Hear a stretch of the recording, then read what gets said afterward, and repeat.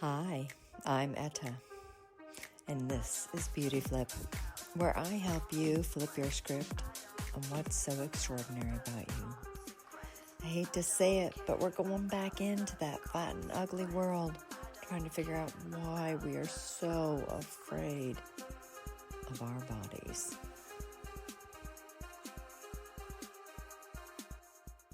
Welcome back. Wow, we are just diving into quite the doozy of a conversation. I am going to backtrack a little bit, but let's just see what we did last week. We looked at why we're so afraid of being fat and ugly, or at least that we are afraid of fat and being ugly. I think that's the more fair to say. We also looked at that basically by the time we're 6, if you're a girl, you're basically thinking about dieting and you already think you're too fat. Wowza, that's crazy. Today we're going to kind of like break this down a little bit because I know there's some of you who just hate me, hate that I use this word patriarchy. Oh, get over yourself. You're such a woman's liver. You're such a feminist. Oh my God, shut the heck up. When are you just going to learn that you need to bow to the system, get over yourself, la, la, la, la, la. That's all well and good. Sorry that you feel that way about me, but not really. Okay, so let's just kind of take a moment and let's just look. Like I've said this before, so we all know this. We're going to be something. Every society is defined by cultural values. And so we've defined ours. And we can even go back and say that it was defined back 250 years ago by the people who were in power, and to the best of their abilities, they were trying to figure out what would work in this rendition of a society. And so they basically kind of took at what they felt would work for them, the people in power, and then they created a society that was sort of based on that. And, as it grew and as it changed, people in power and government, etc., basically kind of like refined it, massaged it, and changed it. In this 250 years, we have been working with a set of, if you will, masculine values. And masculine values are not necessarily men. Feminine values are not female. But there are these ways that when we look at the larger world and the way that we as humans orient and identify and ultimately express, create, do, partner, etc., we will find the agreements, perfect word, for how we will do this. So let's just take some examples of how this works. You are on a team, and the idea of your team is to get a ball to the other end of a field, and there is another team, and they are using that same ball to get it to their side of the field. That would then require maybe a couple agreements like, hey, we're going to be together in teamwork and communicating, but we also are going to be very aggressive and competitive against the other team.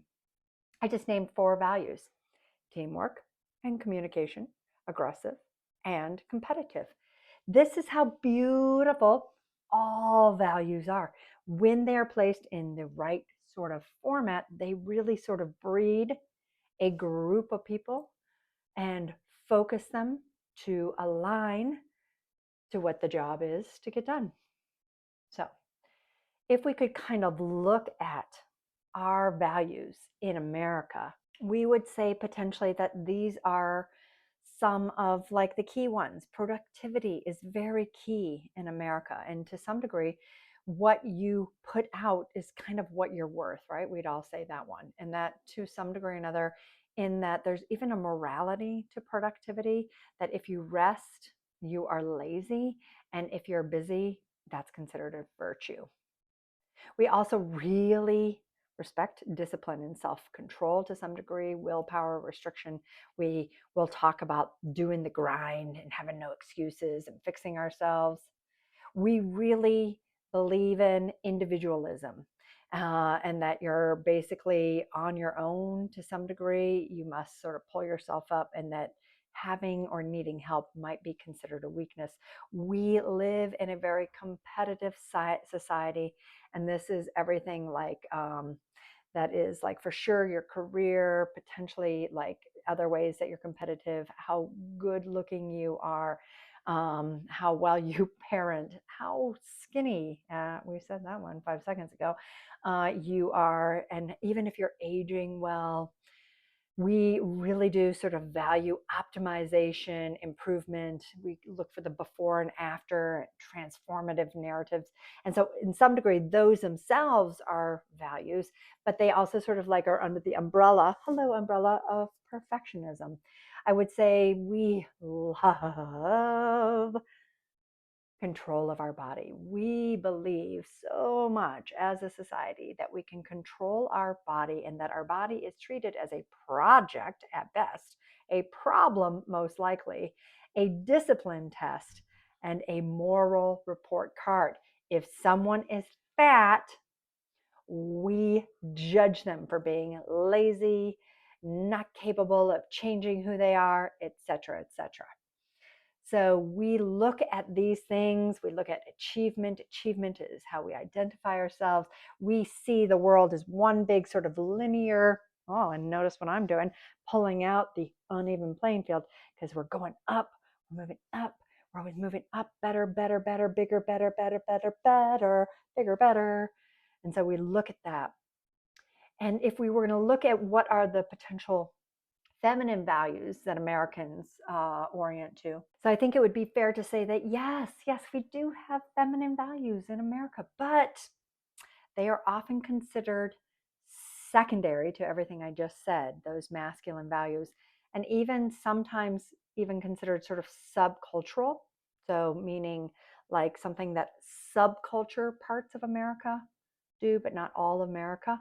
And then even at another level are often suppressed. But let's talk about them. So we do believe in creativity and self-expression. Yes, we do. We believe to some degree in emotions and emotionality, but we would never actually honor that fully if that's going to take away from us being productive, bigger, winning. So like the emotional expression would be most likely so that we can kind of fix the problems of who we are as human beings, and then we can get back up onto the uneven playing field and move up bigger, better, faster, higher, taller, bigger, better, faster, more prominent, etc. We do also sort of like community and connection in microcultures, and very specifically right now, very microcultures where there's actually a lot of tension between cultures right now. We believe in embodiment and wellness to some degree, but often when I talk to people in spiritual circles, they too like want to like learn how to be deeper connected to God so that they can be better, bigger, superior, faster, blah, blah, blah, and not just to be in the experience of their spirituality. So even spirituality has this edge of masculinity, drive, competition, winning. There is care and nurturing, but the people who do the caring and nurturing are often not paid, underpaid, undervalued, overworked. Right there, care and nurturing, yes, we need it, but we're not going to pay you. So if we go back to just like this idea of like the fears of being fat and ugly, we can kind of see where some of this derives, right? So here we are. You're probably wondering, like, okay, I didn't know I was getting a value lesson today. I thought I was going to talk about what to do with me because I'm fat and ugly. Because the dealio, my lovely, lovely, lovelies, is even your individual expression is now being turned into a very specific gauntlet that you must go through, an obstacle course. Your body is, you are trained to believe and treat you as an individual, your body as an project, like they are obstacle courses that need to be dealt with. Your very nature of a human being is told that you are to be dealt with, and especially if you're a woman. Oh, yes, my lovely little women, human beings. We are part of the problem. We are part of the problem, but we are necessary. So I guess they keep us. Yes, my lovely, lovely, lovelies. If you ever find yourself questioning deeply what is wrong with you, maybe what is wrong with you is you just don't necessarily fit in. Now, I'm not telling you go ahead and just be like, okay, fine, I don't fit in. No, find your voice. If you are daring to try to manipulate your, if you will, round cylinder self into a square hole, you are definitely up against the patriarchy. If you, let's check any of these boxes, did start dieting when you were 6, 8, 10, 13 at all, if you look at yourself often and see the sort of fallibility of a body and think what a nightmare that is, and or what a nightmare you are, and you need to do something about that. If you have gone through every single diet that you can name, imagine, and you're kind of like tired of dieting, if you're overweight and you're so absolutely depressed about being overweight, but you hate yourself, hate your body, or you're overweight and you've accepted yourself, but you know other people don't accept you, and so there's a part of you that feels like you did kind of like not do it right. See, what I just named, I think, is pretty much most everybody, including men. And ultimately, we're trying so hard to manufacture outcomes, to manufacture, notice the word manufacture, and outcomes that are above par and are winning narratives. There's so little room for you. You can't even find yourself in the constant noise, because all it takes is something like Ozempic GLP-1s, which is the latest rage, to take you back off of any moment where you were starting to get center grounded and willing to try to find the pathway. So I'm going to tell you a little story. The story is about me, and I think to some degree or another, this story is actually very indicative of most women, but probably most of us humans in America. I actually was born in America, but my family is Icelandic. So ultimately, already to some degree or another, what culturally was acceptable for my family was very different than the town that we grew up in. And though we fit in because we were all like of the same sort of nature, it was a ski town. We were all ski racers. We were all into skiing, and everyone there was into skiing. There are aspects of me that I see now looking back. I'm like, oh my gosh, I was a child from a family where English is a second language, and we are literally trying to assimilate what it is to be here. From a very young age, I was a picky eater. And this already set in tone of the frustration. God bless my mom. I mean, I get it. I'm a mom. It's really frustrating when your kids don't eat. The frustration of me not eating. Now, here's the crazy thing. As I begin to look deeper into healing aspects of relationship with food, I begin to think my body knew what it wanted. But I was a young kid, and mom, and I agree to some level, we can't sit there and be a sous chef and like make multiple meals for everyone. What we're having is what we're having. But I was considered to some degree just a big frustration. So right then and there, my body is being told, you are frustrating and hard to deal with. You need to buck up. So let's just move on a little bit. At the age of 11, maybe 12, I sprouted. I had boobs. Oh my gosh. I was the first girl in my class to have boobs, and probably at this point, middle school, maybe one of the very few girls having boobs. Boobs. And can I just tell you, like, what, like middle school boys think of boobs? They're like, boom, boobs, boobs. They can't even think straight anymore. So, oh my God. I mean, I was just to some degree or another teased all the time that I was stuffing my bra with tissues, and, like boys throwing water on my chest to see if they were real, and all the stupid things that middle school boys do. Oh my God, it's just stupid, but it happened.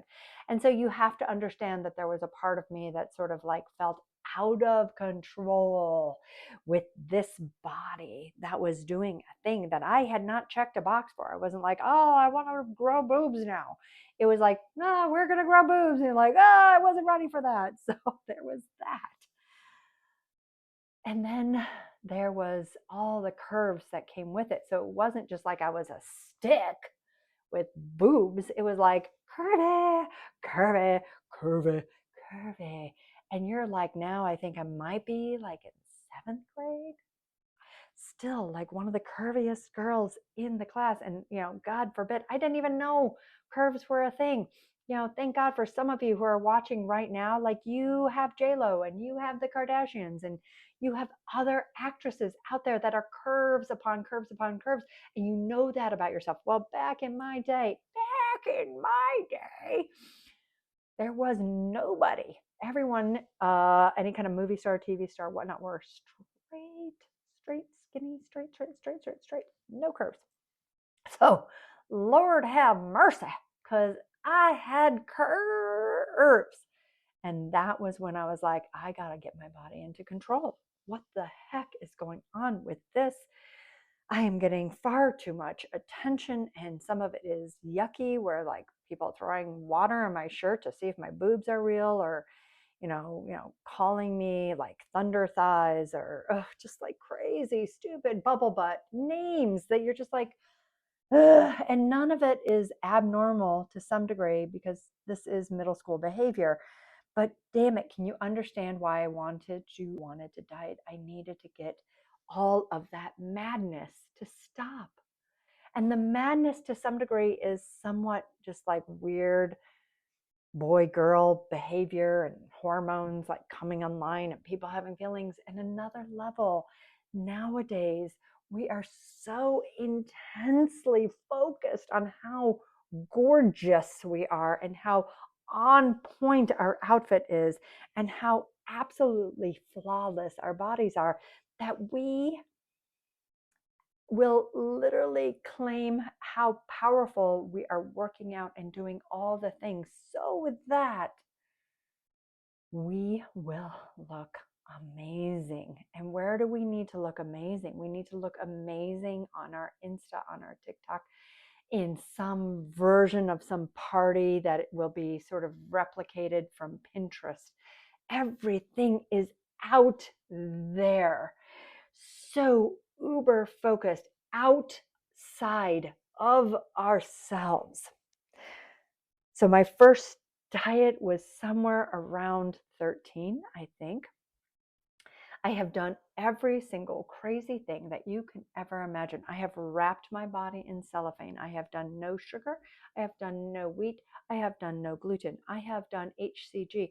I have done intermittent fasting. I have done fasting. I have done juice fasting. I have done bone broth. I have done keto. I have done a low carb diet. I have done fat-free diet. I have done all carb diet. I have done every single thing that you can do.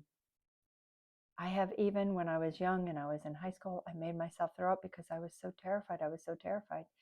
And most likely, hearing those words out of my mouth, for some of you are like, oh yes. And it wasn't until one of my children started struggling with her own eating in high school did I realize, all these years, I have been at war with my body by this time in my late 40s. all these years I have been in war with my body, trying to manage it, trying to put it into place, trying to get it to behave. Never once have I been curious about what is my body for. Never once, because it was at best something to manage. At worst, it was something that was keeping me on the edge of out of control and giving me far too much attention for things that I was not prepared for. I was not prepared for the ways that boys or men looked at my body with all of its curves. I was not prepared for that. And I'm going to give you all a stat that is terrifying, but you must think about what is happening in our world. And see, I'm speaking to the underbelly, thing that to some degree or another, no one actually wants to speak to. When these things happen to girls or women, they feel ashamed and they feel afraid. And to some degree or another, if, God forbid, a woman is raped, the chances of her winning that case in court is so small. So, just to give you a little bit of what we are dealing with, basically, latest national stats. So, if you will, nearly half of all women in the United States have experienced some contact or another of sexual violence in their lifetime. This includes rape, coercion, and unwanted sexual contact. By the time 1 in 3, so 33%, by the time you are 18, you have, if you're a woman, have had unwanted sexual touching, coercion, attempted rape, or completed rape, actual rape happening. At the time a woman in America is in 25, there is 54% of the women have dealt with this, so we're now at a majority. Even more frightening, just sexual harassment itself. By the time your daughter is like basically in high school and definitely going into college, 67%, so 2/3 of all teenage girls will experience some level of sexual harassment in their school. So at some point, we are talking upwards of close to 60 to 70% of all American women have experienced one form of sexual violence or unwanted sexual events. You can imagine, if you are that person and you are experiencing anything, how your body would feel traitorous to you. You would feel like you needed to control it. You would want to do things so that you are able to control the way the male gaze is upon you. Please know that these are the darker edges of our unwanted playing field. Okay, we have been talking about a lot of things here. And at one level, you're probably like, what's your point? What's your point? Where are you going with this? Well, let me give you my point. So here we are. We have a very highly masculine, valued society. And if you remember from the very get-go of our podcast today, I told you that ultimately bodies, even our bodies, which is something we live in and explore and experience things in, is itself treated like a project that needs to be handled, or a problem that most likely needs to be taken care of. Yes, our bodies, if my little middle school example doesn't share with you the extrapolation of how just the absolute little teasing of some, sort of middle school, preteen, teen kids can terrify a girl into thinking she needs to somehow diet the heck out of getting rid of her boobs and all of her curves. What do you think it does to a woman who has been treated far worse? Yeah. At one level, maybe like me, she is now treating her body like something that needs to be handled, or maybe it's the enemy because it's the thing that gave her the undue attention that she never wanted. And so she either maybe diets the heck out of herself, tries to figure out how to like get control of the thing that caused that pain, that caused that experience that she never dreamt of or wished for in any part of her life. Or drawer two, ooh, let's pack on a few. Yeah, let's A, numb myself. Ooh, yeah, I want to numb that. And B, ooh, I know how to get people not looking at my body, men not looking at my body, how to no longer be objectified and in that kind of crazy situation ever again. I will become heavy. Yeah, or, oh, this is my favorite, door three. How about we do a 1-2 combo? I will lose weight, lose weight, lose weight, gain, lose weight, lose weight, lose weight, gain, lose, gain, lose weight, gain, lose weight, gain, gain, gain, gain, lose, gain, gain. Yes, I'm going to be all over the map because I'm desperately trying to control my body while I'm also trying to numb control, numb control, numb control. Yes, you can figure out that some degree of all of this is what the multi-billion-dollar industries of diet, medicines, and diet pills, and diet foods, and all the ways that we are telling people, your body sucks, you need to do something about it, feeds into the very terrifying fears of what potentially did happen to us, or we saw happen, or we just know does happen. So desperately do women struggle with their relationship with their body, because guess what? To some degree or another, we are all on a precipice of trying to not be victimized, not be in any way sexualized, and at the same time feel the sensuality of this amazing, glorious being that we are, and have autonomy in this crazy little universe that we're in. So, if I had to say, this is a really big script for all of us to flip. Ooh, so big. And the script that I'm asking for us to flip is one that we stop pretending this isn't a problem. And two, that we start standing up for each other. Arm in arm, hand in hand, we stand up and we walk, and we are proud because we have survived if these things have happened to us. And we have seen our sisters survive. And I'm asking people to look at what they can do to flip a script, to stand with other people. Don't be a Karen. Don't just take care of yourself. This is a time where I am asking you, because this is a national script. This is a script that if we really wanted to flip for one person, we got to flip it for everybody.